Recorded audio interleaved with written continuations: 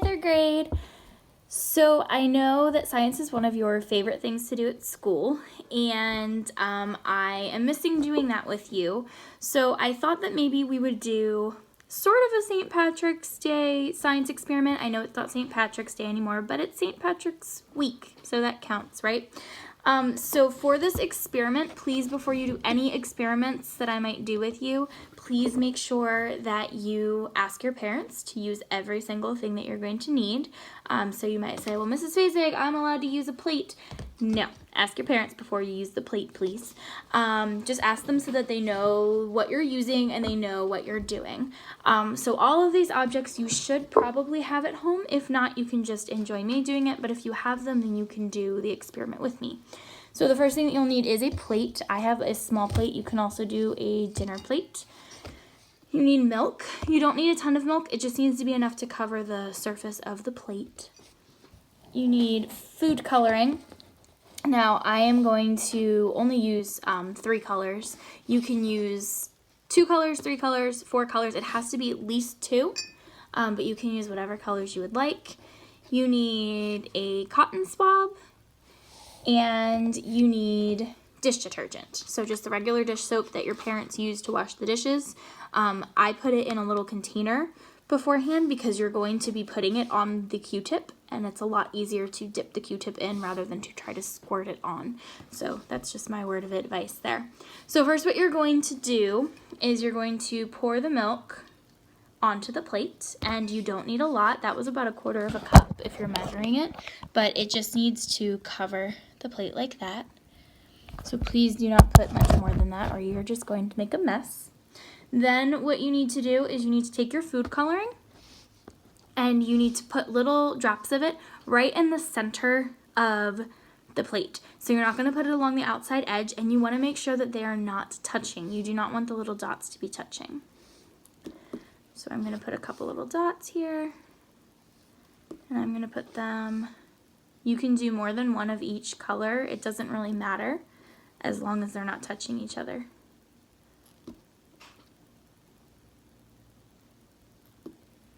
All right, so that is what it should look like after you have put the drops of food coloring in the center.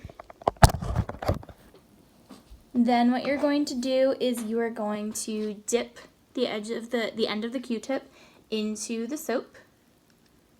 So you don't need a ton, just dip it once. Then you are going to, I'm going to try to show you here, you're going to touch the end of the Q-tip that has the soap. You're going to touch it right in the middle of the milk. So that right there is why it's a St. Patrick's craft, because it is rainbow. So you can see what the milk does, and no matter where you touch, you can continue touching it, touching the Q-tip to the milk, and you still see the same thing happen. And even if I got another Q-tip and dip it in more soap and do it again, you're going to see the same kind of thing happen.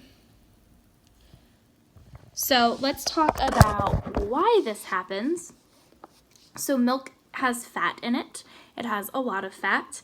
Milk has also both cells and parts of it that like water and parts of it that don't like water, which is the fat. And the soap obviously is used to get rid of fat or grease. That's why your parents use it to wash the dishes. It removes the grease when you're washing dishes. So when you put the food coloring in, it just kind of stays there, and that is also partially because of surface tension, which basically means that the cells in the milk, they are attracted to each other. They're buddies, they're friends. They like to stay really, really close to each other, and they don't like to separate. So when you use the soap likes to break them up. They like to change that. So when you put the soap in there, first of all, the soap kind of chases around the fat, and it tries to get rid of the fat because that's its job.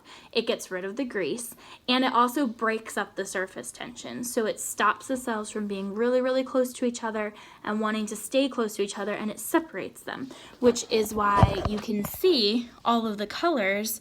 Now, most of them are along the outside edge, because right in here is where we put the soap, and you can see that it's kind of pushed everything to the outside edge.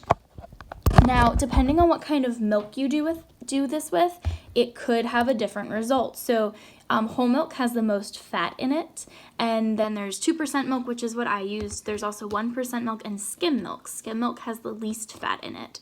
You can also try it with something like half and half. And all of those milks would have a slightly different result. Some of them might even look very different. So depending on what kind of milk you use, you might have seen a little bit different result. If you happen to have more than one type of milk at home, that would also be a fun experiment where you can check and see the different kinds of milk. Please do not go ask your parents to go out and buy more milk. You're good with just the one you've got. So the reason for that, once again, is because of the different kinds of fat. So I encourage you, if you didn't get a chance to do this, you can also try to do it with different kinds of liquids. So you can try it with water, try it with soda, try it with melted butter. You can try it with a lot of different liquids, and you can see some of the results might be similar, some of them might not be. So I encourage you to try to make a hypothesis, try to think about what do you think is going to happen. If you do try this experiment, whether it be with milk or a different liquid, I encourage you have your parents take pictures or videos, and they can send it to me through the Remind app, and I would love to see what you've done with this experiment. And depending on if you send me pictures, I might even be able to post some of the results to Google Classroom so other kids can see, oh, here's what whole milk does, here's what butter does. So I would love if you would share those with me. I hope that you enjoyed our short little science experiment. And next time we do a science experiment, I might have a special guest that will be helping to do it. I'll give you a couple hints. His last name also starts with F, and he likes science a lot, and he has a beard. And those are the only hints I'm going to give you. So I hope that you enjoyed yourselves. Make sure you send those pictures and videos through Remind or comment on Google Classroom. Bye, third grade.